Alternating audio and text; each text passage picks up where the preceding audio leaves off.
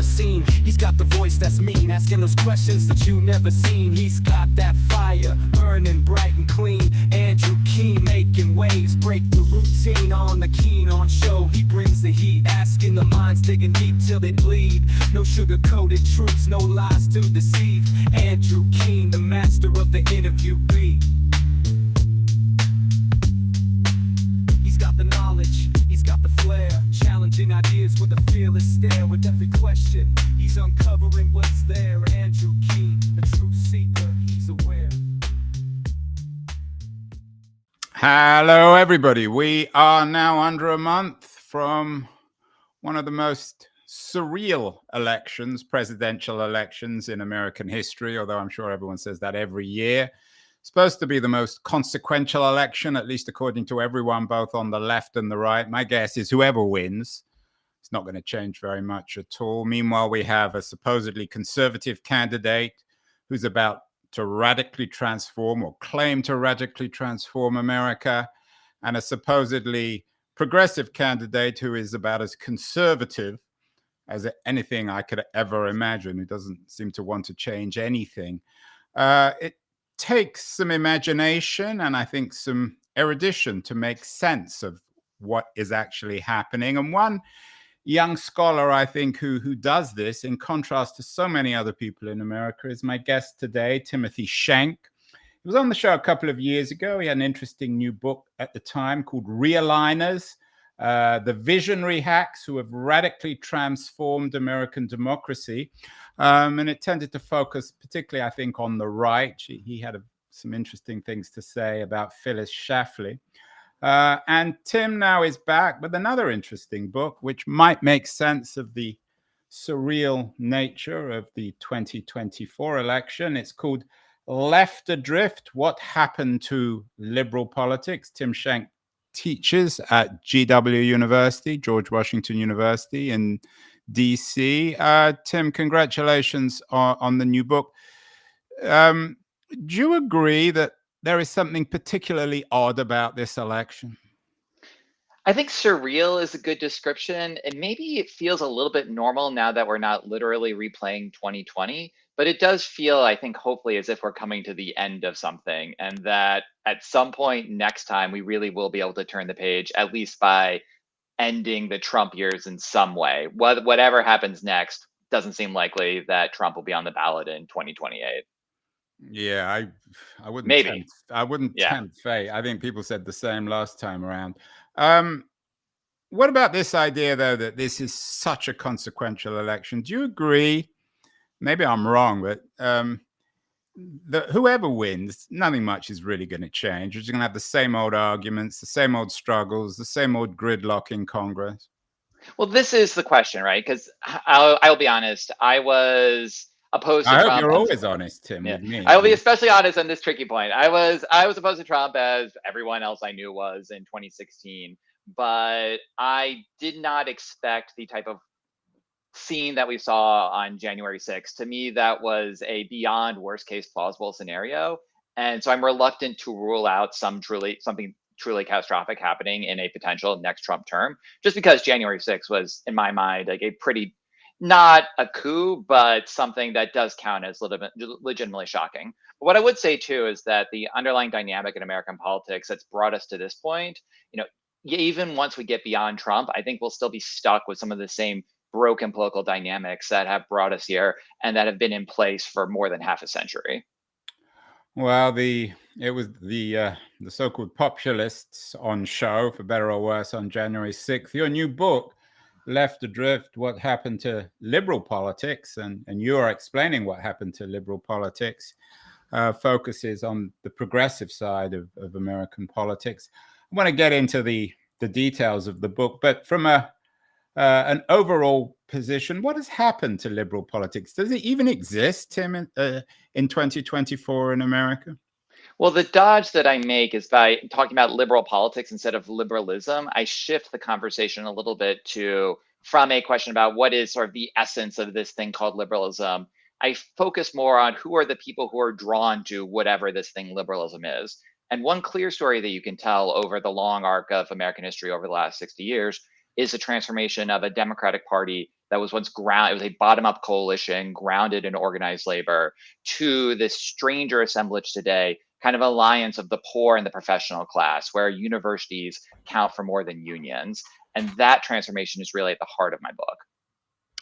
Let's go back a little bit before the 60-year point, back to FDR and the coalition he put together. That always seemed to me to be the unholiest alliance, the weirdest marriage of segregationalists and labor unions, intellectual leftists, and African Americans.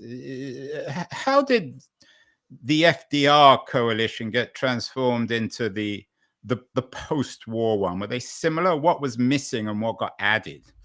So the important thing to know about the New Deal coalition is that it's an exception to the rule in American history. This division of American politics, broadly speaking, into a party of the haves, which were the Republicans after 1936, and the party of the have-nots. That's not the norm in American history, where cross-class alliances divided as much or more by culture as by anything else is the standard. And I will point out, that's not an particularly American aberration. Across most of the world, especially the wealthy world, class politics is hard to come by, even though class itself is obviously an incredibly important sociological fact. It often doesn't express itself neatly at the polls in the way that it more or less did in the United States for a significant period of time after the Great Depression. The reason why is that the Depression enabled FDR, enabled the Democrats to put economic issues at the front and center of the political debate.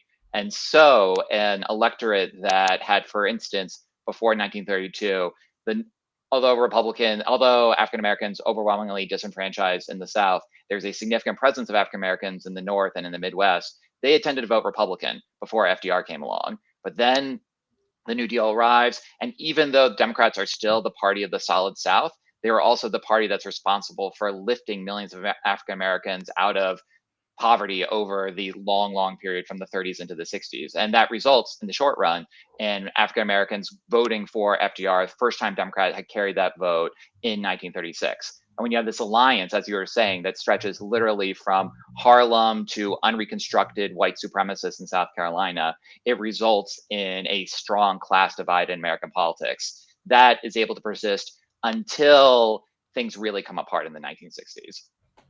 So, on the one hand, you argue that that American liberalism or liberal politics was defined by class politics in the 40s and 50s in the post-FDR period. But how does that square, Tim, with the assumption? I mean, maybe correct me if I'm wrong, but the assumption that in the 50s, for example, the parties weren't that dramatically ideologically divided. In other words, did the class politics of the Democratic Party in the 40s, 50s, and early 60s, did it translate into political radicalism, or did it sort of just become part of an Eisenhower-style foggy middle? Well, but the point is about the Eisenhower-style foggy middle is that it itself was an accommodation to the New Deal order. And the deal of the 1950s is that Republicans would give up on attempts to repeal the New Deal, just as Democrats would give up on attempts to expand it in a significant way. So even though the class politics, the comparatively economically divided electorates of the 1950s, even though it didn't lead to a radical expansion of the New Deal's experiments with social democracy, it was able to more or less protect them, which is why you have in those 30 years after World War II, a period of both significant economic growth and comparatively high economic equality, and that is what breaks down in the 1970s, which a economic change, the resurgence of economic inequality that follows the sort of rupture, the crisis of the political crisis, and that leads to the breakdown of the New Deal coalition in the 1960s. So I would say that sorry, go ahead. Go ahead. No, go on. I would say that I'm going to continue to be honest here and point out that this formula of economically polarized electorates leads to more social democracy it's a recurring feature across much of the world, but it's not universal. Canada, for instance, has a more robust welfare state than the United States does, and never had a sort of similarly economically polarized electorate. So it's not by itself a guarantee of social democracy, but I do think it is an important force. And it is still hard for me, knowing at least the details of American history, to imagine the New Deal taking shape as it did without the electoral backing provided by that bottom-up coalition. Tim, we've done a number of shows on what you might think of as realignment on the left. Several people argue that what happened in the 60s was this cleavage between left radicals, anti-Vietnam people, and the American working class. It was manifested in all sorts of complicated ways in terms of unions. Is that true? Is that what happened? We had a shift between the new left, if you like, and the old left? Not neatly and not all at once. The way that I think about this is that it's as, and from the perspective of the left, this is a long process that doesn't these realignments don't take place overnight, or at least they don't often take place overnight. And it's almost as if the Democrats decide to go into the spooky haunted house in the 1960s, and then it's around 2010, 2016 that they go into the basement where all the weird noises are coming from. There is a basic structure that does result in some really significant changes. Are we near Halloween, Tim? Exactly. As you can tell, I've got some kids who are jonesing for a candy infusion soon. But what I mean by this is that Democrats were still able to rely on a lot of durable partisan loyalties from people who just could not imagine ever voting for a Republican. But it is also a fact that by 1972, Richard Nixon is able to do extraordinarily well for a Republican with working class voters. Reagan repeats that in the 1980s. And then Trump comes along and, in a sense, drives the nail into the coffin, at least for white working class voters. And the real question for today is whether he's going to see significant inroads with Black and Hispanic working class voters in 2024. It's not certain how that's going to play out, but there has definitely been backsliding from a Democratic perspective on that front over the last decade. And I do think that the underlying problem gets to what you could very simply say is a displacement of those pocketbook New Deal issues at the center of the political debate with these more socially, culturally charged, polarized questions that emerge really at the center of the stage in the 1960s.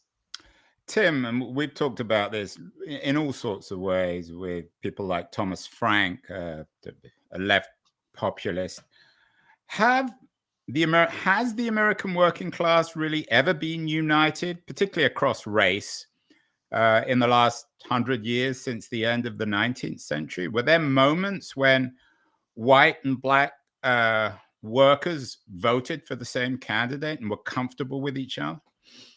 So this is the extraordinary part of that New Deal moment, that in a sense, it's a realization of the populist dream that Tom Frank talks about. So the populists of the 1890s who envisioned a divide between the workers, the farmers and the factory laborers against the capitalists. You don't get the revolutionary promise that some might have seen there, but it is more or less a decent sociological description of the electorate from the 30s down to the 1960s. Is it perfect? No, of course not. It's never going to be. But there's still at least a potential there. It has happened once before. Whether we can bring it back today, very open to debate. But just as a historian, this is not some unimaginable ideal. It was a more or less faithful approximation with lots and lots of caveats in the middle of the 20th century. So you're really interested in this ideological realignment, both in realigners and left adrift. You mentioned Nixon and his so-called Southern strategy and his recognition that the white working class now was up for grabs. I think LBJ, after he signed the Civil Rights Act, suggested that he was signing away the white working class, or at least in the South. It takes two to tango on this, Tim, doesn't it? So can you think about the left independently of conservatives, of the right? Are these two, so to speak, moving elevators which pass each other in the night, but aren't necessarily mechanically connected? Well, the right is definitely, you cannot think of them independently, but that doesn't mean that you can assume that there's no agency in the process either. So the right can do what it's going to do, but the left has a choice in how it responds to it. And that's really what drove me to this book. was seeing that there was a debate within elite Democratic circles that spread in ways that were surprising to me around the world over how left and center left parties could respond politically to the emergence of this cultural divide, the rise of a new kind of polarization, and the potential that it offered for the right to make major inroads with working class voters. Up until doing the research for this book, I had basically assumed either that this polarized politics was something that the Democratic elite welcomed because it gave them a chance to win over affluent suburbanites. The line that was always in my head was a Chuck Schumer in 2016 saying that for every blue collar voter that Democrats lost in Pennsylvania, they would pick up 2 ex-Republicans in the Philadelphia suburbs. I basically assumed that had been Democratic strategy going back 40 years, or that the party had just been confused and stumbled into the future without a coherent plan. What I discovered instead is that there were some very important strategists who diagnosed the importance, who saw the importance of polarization early on, and who believed that it could be potentially fatal for Democrats, and that the only way for Democrats to survive in this transformed electoral environment was by taking polarization head on. And what I further discovered was that there was a real debate over the best way to do that. Debate that starts, weirdly enough, in academic texts in the 1970s, gets applied on the ground in the US in local and state races in the 1980s, scales up nationally in the Clinton years, and then gets exported around the world. And once I had that story in my head, both the making of the modern left and the modern right started to look different to me. I saw a lot more choice, where before I had seen either ignorance or inevitability. Yeah, I really like what you're doing, particularly in building it around Clinton and the narrative of his presidency. I think it's the key 8 years, even if it was the uneventful, boring 90s. I think that the realignment or reinvention of the left, or I don't know, maybe it's no longer the left, of liberalism, whatever you want to call it, is key. And you do in this book, you've got this intriguing narrative where you build this realignment or rethinking of liberal politics of the left around 2 pollsters, Stanley Greenberg, whoever, we've all heard of these people, and Doug Schoen, who both worked for Clinton and who loathe one another. How did you stumble on this narrative, and what do Greenberg and Schoen tell us about the condition, the state of the left in the 2020s? So when I was finishing Realigners, the last book, which, as you're saying, it tells a story about the rise and fall of electoral majorities over the long run in American history, I had closed that book with 2 chapters. One was on the making of the populist right, which is a story I told through Phyllis Schlafly, and on the other was the creation of a new type of Democratic Party, which I told through Barack Obama. I realized that there was this sort of part that I left out of the story. So what was the left doing? What were Democrats doing in the age of Schlafly, during this period post LBJ, pre Barack Obama? And coincidentally enough, around this time, some friends of mine were working on a conference and they wanted someone to write about debates in the Democratic political class in the Clinton years. So I thought this would be a really nice couple-week project where I could just fill in this gap in the book and then move on to the rest of my life. And what I discovered when I looked in the story was that almost immediately, it was a lot more surprising than I anticipated. That story I had in my head, either about clueless neoliberals in the Clinton years Macarenaing their way to electoral disaster, or about this conscious strategy to sell out the working class, more or less, didn't match the reality at all. And how I got there was the fact that though Greenberg and Schoen are decently well known for political consultants, their respective partners, for Stan Greenberg, it's James Carville, and for Schoen, it was Mark Penn. Those were people who I was very, very familiar with. And I had the story in my head. I knew that there had been some sort of a debate between the Carville wing and the Penn wing of the Democratic Party. And as someone who, an old millennial, I came up swooning over Barack Obama in 2008. I was a Bernie guy in 2016, never terribly inclined to like the Clintons all that much. But I discovered that with Greenberg and Schoen, it's going too far to say that they were the brains of their operations, but they were the PhDs. And they had done serious academic research on these questions and political science before going into political consulting, and that I could see them working through in real time. These are 2 guys who they're baby boomers, so born in the aftermath of World War II. They see the New Deal coalition in its last days. They watch its crack up taking place in real time, and the question of what Democrats do next was at the forefront of their consciousness. And it turns out that, as I mentioned earlier, they had serious strategies for dealing with this problem, but they were very, very opposed. That Greenberg, and through Greenberg Carville and large sections of the Democratic consultant class, believed that it would be possible for Democrats to bring back that New Deal coalition if they ran hard on economic populism with a kind of culturally moderate backing. On the converse side, Schoen believed that the only way that Democrats could win elections in an environment that he believed now sort of the natural majority of the United States after the 1960s was Republican. Schoen said the only way to win is a comprehensive move to the center on economic and social issues, because he said that economic populism didn't even really move working class voters anymore. But importantly, Schoen said that Schoen and Penn believed that even though Democrats would be foolish to turn away potential gains in the suburbs, there was no way to win a national majority without doing significantly well with working class voters. So that blindness to the working class that I had assumed wasn't there, even with someone like Mark Penn, who had just, in my image, had been the total face of a kind of empty third way corporate politics. No. It turns out that there was a much more sophisticated argument going on than I'd been aware of at the time. And were Greenberg and Schoen, were they themselves examples of a technocratic elite? I mean, even the idea of a pollster is so intellectually offensive in my mind. Maybe I'm sure I'm a bit of a snob when it comes to these sorts of things. But were these both, Greenberg and Schoen, they're both still around. They must be quite old now. And on Greenberg's X page, he still has, it's the middle class stupid, the sort of... yeah, it doesn't seem like he tends to it all that much. That's yeah, several books ago for him at this point. Schoen seems to have disappeared a bit. He has an X page too. But as pollsters, what does that tell you, that these two figures were so influential? Does it suggest, and this is the standard view of Clinton, that it essentially was a sellout, that they figured out how to win elections and what you needed to say to win elections, and then they said it, or they got Bill Clinton to say it? So, especially with Greenberg, who I'm full disclosure, I disagree with elements of Greenberg's strategy. The man is by no means a saint, but I came to deeply, deeply admire what he was trying to do.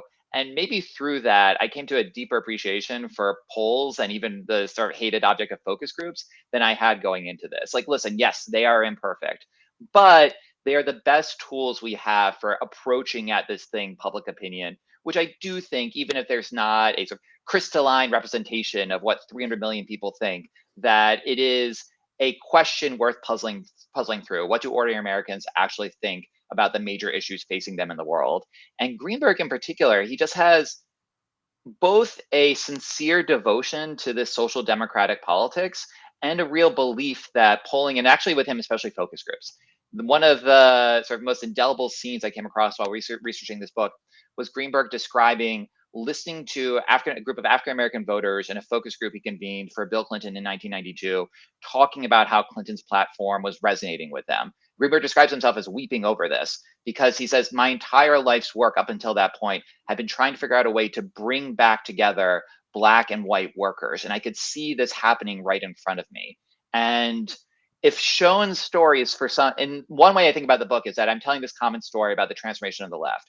But for Schoen, that's kind of a comedy because he just wanted to win elections, but he never really expected much from politics. For Greenberg, it's a tragedy though, because he wanted something different than what we have now. And he worked so hard to try and make it a reality. And in some sense, he got extraordinarily close. He enjoyed a degree of influence that's much more than the tenured radical that he easily could have been. You know, he starts off in the 1980s writing these academic monographs with these learned citations to Marx and Lenin and Gramsci in them. And by barely a decade later, after not getting tenure at Yale, he's whispering in the ear of the newly elected president of the United States. But despite that remarkable transformation, he never comes close to delivering on the project that brought him into this in the first place. And there's something admirable about that, I do think, at the end of the day. If not the failure, then at least the attempt. And let's just briefly go back to Clinton. I lived through that period. I'm older than you. It always occurred to me, I'm not an expert like you, that Clinton himself was a prisoner of the Thatcher-Reagan revolution. And Clinton and Blair were very much in similar positions. Is that true? Did Greenberg and Schoen recognize that they had to essentially buy in to the Reagan ideology to win elections? Well, much more than I think is remembered today, Clinton's 1992 campaign in particular, which really does work out of this Carville-Greenberg playbook, it ran hard on economic populism. It took really tough shots at Reagan and at the inequality that emerged out of the 1980s. And what Yeah. happens over the arc of the Clinton years is that the economic populist parts, for whether it's the middle class tax cut or most ambitiously the universal health care program, those don't go anywhere. Right? They get the middle class tax cut gets dropped, traded for deficit reduction almost right away. Universal health care, a notorious failure, but you do get NAFTA, you do get deregulation, you do get the more neoliberal parts of the agenda. And at first, this is seen as defeats for Clinton's failure, shortcomings. But by the end of the Clinton years, the temptation is just to celebrate the victories, to congratulate yourself on the steady economic growth, to talk about the wonders of the new economy, and to forget all the stuff that wasn't passed along the way. So rhetorically, at least, it's definitely, there was an attempted break in 1992. It just didn't translate into the political policy change that some of the people in Clinton's orbit sincerely did work for. In a sense that he was not born, but became a true neoliberal over the course of his administration. Tim, one of the standard centrist critiques of what happened to liberal politics is that the elites retreated into the university and became preoccupied with race and gender. What's your take on that? How does the Greenberg-Schoen rivalry play into that? What I saw through Greenberg and Schoen, and this is not just in the United States, it's with the clients that they work with around the world. And one striking thing is, especially comes through with Greenberg, he says, I listen to these focus groups everywhere. They can be in the US, they can be in the UK, they can be in South Africa. And yes, there are important national differences wherever you go. But the same handful of issues do tend to recur wherever I land. It's jobs, it's housing, it's education, it's healthcare, it's personal safety. The stuff that we would think you need to lead a kind of decent, basic middle class life in the United States. And what most people, most of the time, this is sort of the 90% of people who really don't want to have to think about politics much, but do want a better life for themselves and their children, and do believe, often have a sense that society isn't, the game is rigged against them, that they're doing the best they can, but that the rich and the powerful really do have an easier time of things. That basic intuition is a lot more common than we might expect. And that a political system that pays attention to those basic concerns, to the ways that government can make a difference in people's lives, make getting those basic elements of middle class life easier, that's something that resonates with the concerns of these ordinary voters in a way that, now, I will say in American politics recently, one of those kitchen table issues is abortion rights, right? This isn't a strict just pocketbook politics versus cultural issues, but it is definitely the case that the politically engaged class is sort of 10% or so of any given electorate that really focuses on this stuff. They often tend to have a set of concerns that diverge wildly from that 90%, and that for someone in my politics seem like can be addressed with a respectable set of social democratic policies, if only we can make our way through this deeply broken political system. And do Greenberg and Schoen, in their own ways, did they recognize the consolidation of power within the Democratic Party amongst liberal politics in the university, in the elites of the East and the West Coast, of people who had no contact or involvement with the American working class, perhaps summarized best by Bill Clinton's wife, Hillary Clinton? Absolutely. These are things that they see firsthand. I mean, these are the interesting role of a Greenberg or a Schoen. So Greenberg, he comes from a working class background, but by the time he arrives at Harvard as a graduate student in the 1960s, he's comfortably of this educated class. And from Harvard to Yale as a professor to the upper ranks of the Democratic political elite, he never looks back. And with Schoen, he's someone who is born into privilege in Manhattan. He's the child of a successful corporate lawyer, Harvard for undergrad, Oxford for a fellowship, and then lucrative career in political and eventually corporate consulting down the line. So none of them are sort of tribunes of the working class in a conventional sense. But Greenberg in particular takes these questions about class very seriously. He has this committed background. He is one of those radical academics who in his grad student days is reading Gramsci and the rest. And Schoen is someone who just knows how to count to 51% and will do whatever it takes to get there.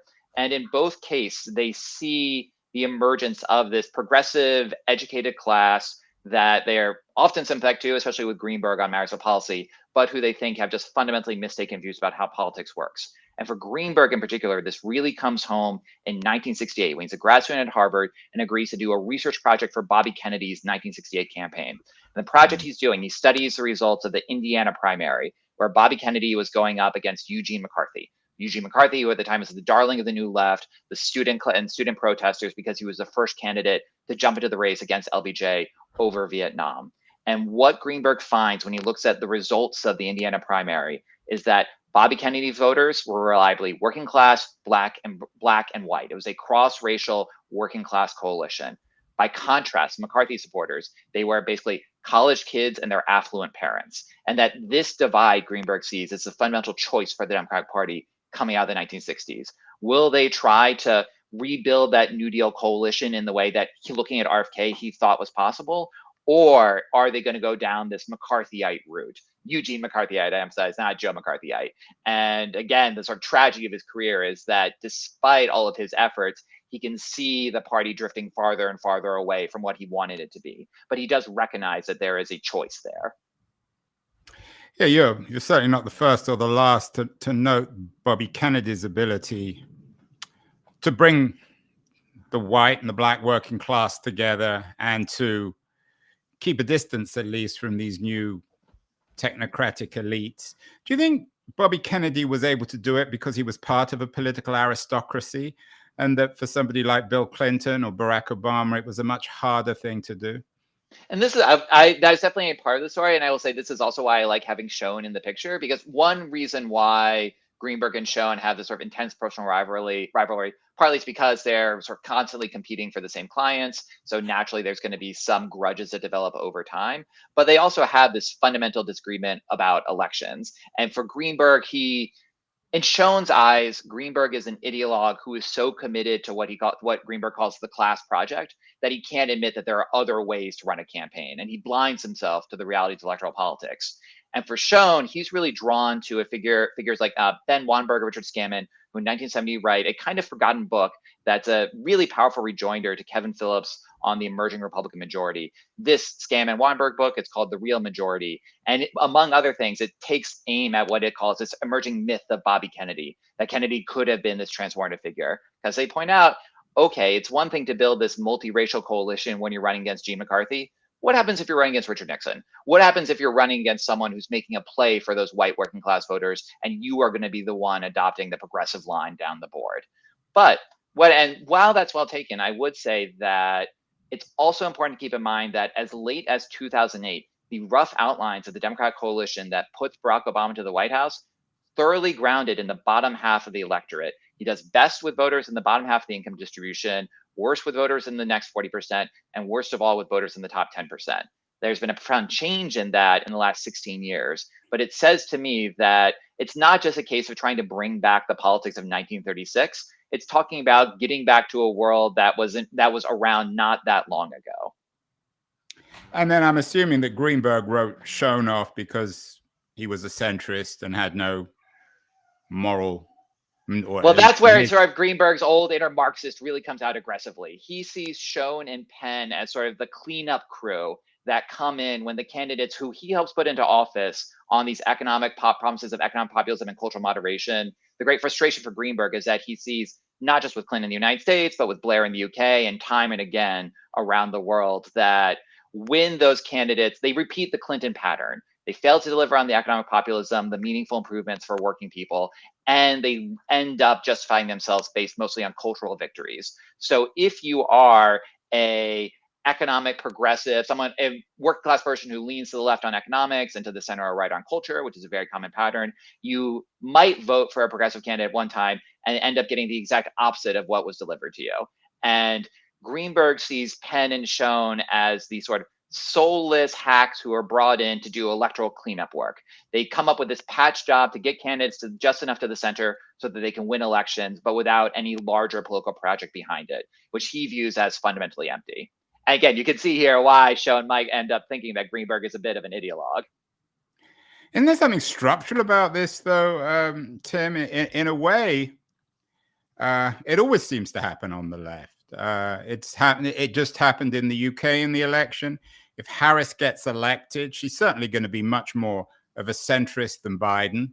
That this is always the consequence of liberals when they get elected. They're ambitious. It may have happened in the first Clinton presidency. It happened under Obama, and they always retreat to foreign policy and cultural symbolism and retreat on the economic front. Is that wrong? I would have been inclined to agree with you more or less completely, although disappointingly, until Joe Biden came along. I actually think, and one reason why I decided to write this book, another one is that seeing Greenberg lay out this dynamic so clearly, which he does in a 2009 memoir published right at the start of Obama's administration. And then I agree that Obama does fit to that sort of model of Clintonite disappointment pretty well, therefore setting the stage for Trump. But Biden really didn't. That neoliberal turn never really came for him.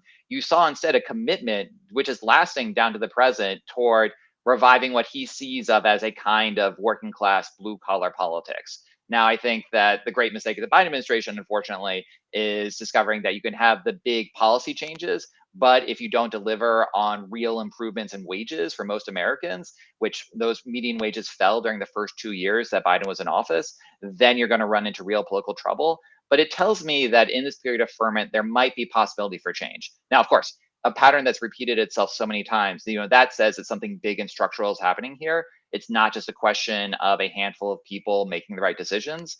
But one benefit of being a college educated progressive, writing for other college educated progressives, because let's be real, that's what I'm doing here with this book, is that I feel like I can tell the people in my tribe, like, listen, other progressives, if we are as empathetic and as thoughtful and as perceptive as we say we are, can't we acknowledge that even if we are a part of the Democratic coalition, if we deserve a place on the bus, but we don't get to drive the bus, especially if we want to deal with this sort of break out of the polarized cycle of politics, which turns politics into this endless culture war, and that somehow seems to keep turning election after election into this agonizing nail biter. If we want to get to the numbers that are capable of providing Democrats with the electoral muscle that they need to push through the reforms structural economic reforms we believe in, and deliver Republicans a large enough defeat that they might take a hard look at the sort of excesses of the Trump years and ditch them because they think that they're no longer politically affordable. The only way to do that is with fixing the Democratic Party's relationship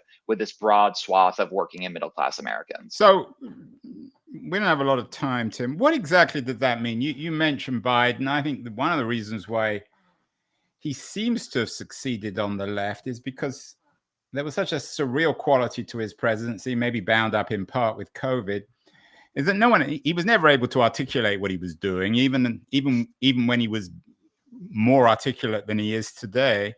And he never really coherently was able to articulate a vision. So it was almost like accidental stealth under Biden. Am I being unkind? I mean, as you can tell, I'm not his greatest fan. I would say, too, it's just a reflection of the influence of this permanent Democratic political policy class in Washington. That these are people who, it might be underrated, the degree to which people in politics are there because they want to get things done. And I think especially the 1-2 punch of the Trump years and then COVID, I think it encouraged a lot of wonks and bureaucrats to think big in a way that they didn't before. And also this perception that the lesson of the Obama years was not to go too small in the stimulus, to really reach for change when you had it within grasp. And Biden himself, useful electorally, but I don't think that he was sort of the man behind the scenes on a lot of these key policy questions. I don't know. Yeah, I mean, that's the other thing about Biden is who knows who's actually pulling the strings. Let's talk briefly about Harris Waltz. I wonder whether, in your view, the problem with Harris Waltz on an ideological level is that they basically encompass the entire political gamut from Cheney to AOC. So they're really bereft of any kind of ideology, which explains why whenever you ask Harris what kind of president she wants to be and what she wants to stand for, she's utterly incoherent. And it's thrown into even starker relief when you compare it to the campaign that she ran in 2019. You know, when I was writing about this originally, it's like, oh yeah, Harris's 2020 presidential campaign, and I forgot that she actually had to drop out in December of 2019 because she didn't make it that far. But she was. It was so unmemorable. You forgot that. Or just the sort of the flame out was so spectacular. But when she was trying to get with a party that she thought was moving in this much more aggressively leftward direction, I think that the problem that Harris is facing now is that on some sense she gets the benefit of voters who are looking to turn the page, her slogan, gets benefit from them because at least she is not Donald Trump and she's not Joe Biden, as she doesn't tire of pointing out, right? She is going to be a different person, but she's failed to put in anything other sort of substantively that voters can take home, aside from, I think, I will not try to overturn election results, and I'm going to try to defend abortion rights. Big deal. So, but it's the anti-Trump and abortion rights coalition, which is sort of the default setting, I think, of Democratic politics in the Trump era. Now, which is not to say she has put up policies, many of which do gesture at this more economic populist direction. But the problem is that without a sort of coherent vision to make sense of them, I think that they just get lost in the noise. And instead you get, oh yeah, Kamala Harris, she thinks that defending democracy is brat. You know, the Dick Cheney to Charlie XCX coalition, even more than the Cheney to AOC coalition, I think is what most people probably have in their heads at this point. And that might be enough to win the election. But for these sort of, again, more economically progressive, culturally moderate voters, who are the swing voters who often determine elections, they are much more transactional in their approach to politics. They want to know, how is this going to benefit me? And without that clear economic statement, combined with ideally a sense from Harris that she understands why so many voters are so frustrated, why they feel that the system doesn't work for them, that you can be opposed to overturning elections without also apologizing for everything in American politics, from Dick Cheney to Joe Biden, that they're just going to feel either that these swing voters are either going to tune out or maybe decide in enough numbers that the Trump economy was good enough in the pre-COVID years to justify another roll of the dice with him. You used the T word, both transactional and Trump, and of course those two go together. How does Trump fit into this? Is he, you know, there seems to be two readings. On the one hand, he's this extraordinary figure who doesn't fit into any category, and when he's done, and everything will go back to normal. And there's the other argument that he somehow reflects a fundamental structural shift in the nature of America, of American politics, maybe a shift from the class cleavage to the gender cleavage. I mean, it's young men, both white, black, brown young men, who seem to like Trump. Harris is winning massive support amongst women. What does Trump tell us? Is he, again, and I know that the answer will be both, is he a cause or a consequence of these new cleavages? Oh, and of course the answer is both, but I would say much more consequence. And this is one benefit of this book. You mentioned Realigners, my last book. It's very American in its focus. It tells a story about these rise and fall majorities in the United States over the very long run.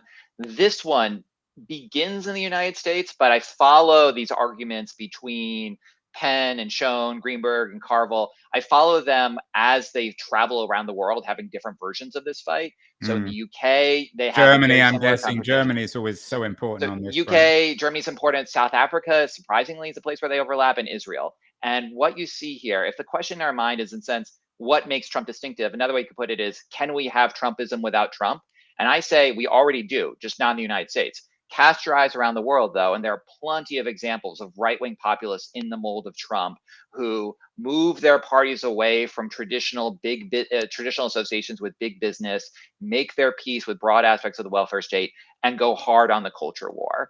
And it is no coincidence, I think, for instance, that in 2019, when Boris Johnson is trying to put the nail in Jeremy Corbyn's career, what does he do? Johnson says he's going to be the best defender of the NHS that Britain's ever seen, and he's going to get Brexit done. That combination of economic moderation and cultural populism, which is almost a flip side of the formula that Greenberg was prescribing for his center-left clients, who included Tony Blair, who included Ehud Barak, who included Gerhard Schroeder, a number of these key figures. Well, in a sense, Trump, Johnson end up picking a kind of mirrored version, or following a mirrored version of this neoliberal formula from the Blair Clinton years. Even as they're rejecting the policy, they're embracing key lessons from the politics. So much to talk about, Tim. I'm going to ask you a couple more questions. I'm sure you've got to run. You mentioned Boris Johnson, another flagrant liar like Trump, very liberal with the truth. We talked about the 1990s and Greenberg and Schoen and the Clinton years. The other thing that, of course, happened was the internet and then Web 2, social media, the undermining of truth, at least in many people's eyes. To what extent has technology influenced the way in which we get politicians like Trump and Johnson on the right, although I don't see why they couldn't exist on the left, they do in Venezuela, whose whole political ideology seems to be rooted in simply mythologizing everything, themselves, their policies, their country, the world? So my inclination with this is always to say that they probably take what would have been a bad problem anyway and make it worse, but that the underlying challenge here goes back to just the eruption of cultural polarization coming out of the 1960s, and that until the left figures out a satisfying way to respond to that, no amount of technological fixes are going to get the problem solved. So it's not as if, if Facebook and Twitter and all the rest disappeared overnight, I still think that these basic political issues would be there to be dealt with. So you still would you have guys like Trump and Johnson who just basically lie all the time and aren't even shy to admit it, and it doesn't seem to affect the electorate? I mean, what would Greenberg or Schoen say to their clients if they were consummate liars? I mean, Bill Clinton lied about Monica Lewinsky, but he didn't lie about big policy issues, at least flagrantly, did he? Well, and this is, of course, in American history, going back to Vietnam, for instance, when Schoen and Greenberg are coming of age, the US government doesn't exactly do a good job building up faith in its credibility over that period. But that's also seen as a scandal.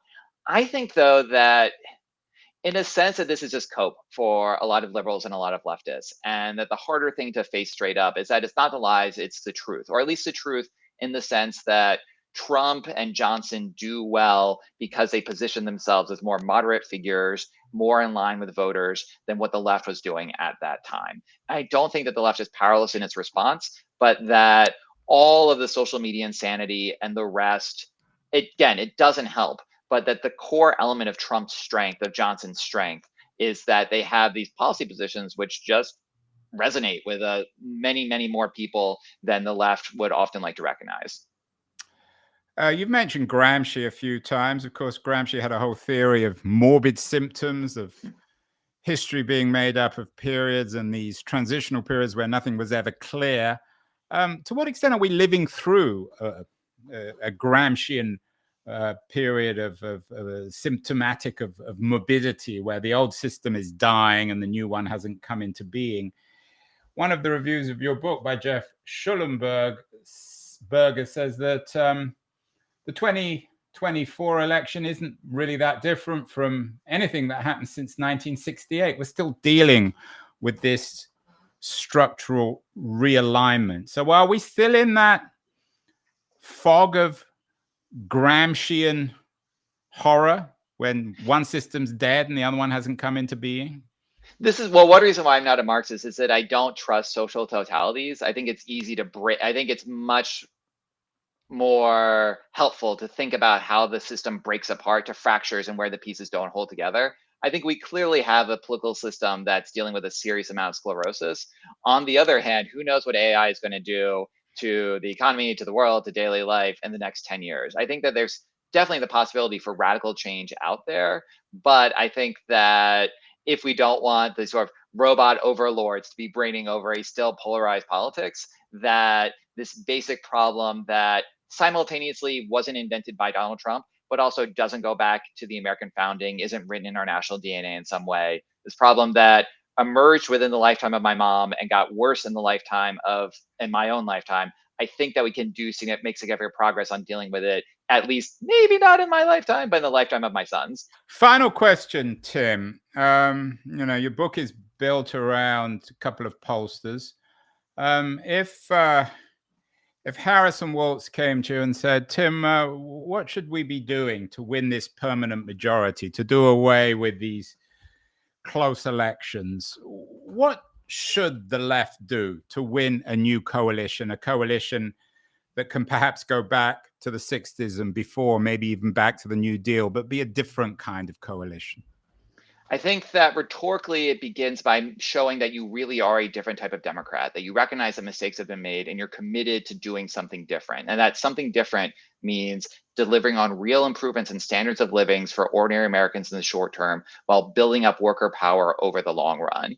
And it involves recognizing that these sort of particular concerns of educated activists on both the right and the left, while they have a place in politics, don't have to be at the center of the things, the center of life. And that the questions that are on the top of mind for ordinary Americans are going to be on the top of mind of the Harris administration as well. It's a long, long process, but that work, which can also include doing more to recruit actual working class candidates to run for office, as opposed to the latest model to just roll off the assembly line of the Ivy League, and is a commitment that's outlined in policy, defended on the campaign trail, held up by candidates who voters can see themselves in, and then just delivered on constantly. That is the way that we can begin to make serious progress on this problem. And is anyone doing it? I mean, people always come on my show and talk about the Danish model. I think half the people who bring up the Danish model don't even know where Denmark is.